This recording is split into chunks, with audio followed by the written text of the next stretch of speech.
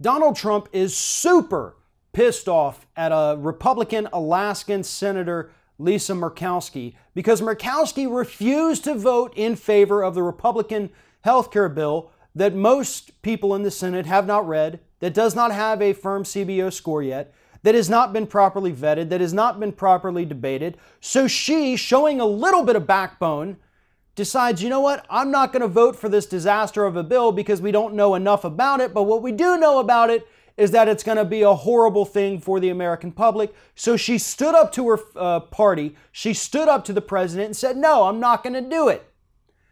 And it pissed Donald Trump off. On Wednesday, he took to Twitter to go after Murkowski, but that's just what the public knew about.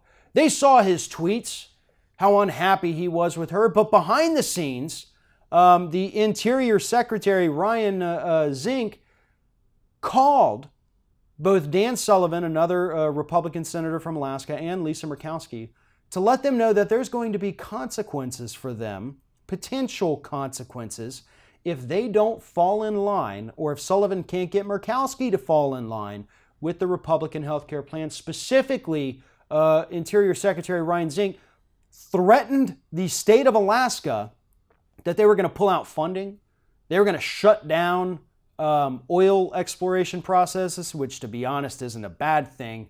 But basically, they want to financially cripple and cut off the state of Alaska because one woman had the courage to stand up to this disgusting president and vote against this disastrous piece of legislation. That's how Donald Trump operates. And you know what? In the business world, I can see where that would be an advantage. You want to make a deal with another company, they don't want to go along with it, so you start saying, well, if you don't do that, we're going to pull out of this deal, we're going to pull out of this, and we're going to pull out of this, and financially cripple your company. You have to come along with us. It's not illegal. But in the world of politics, when it is literally a matter of people's lives and their livelihoods, this is disgusting, unethical behavior that amounts to extortion by definition. And that is what Donald Trump and the Interior Secretary are doing with the state of Alaska today. It is extortion.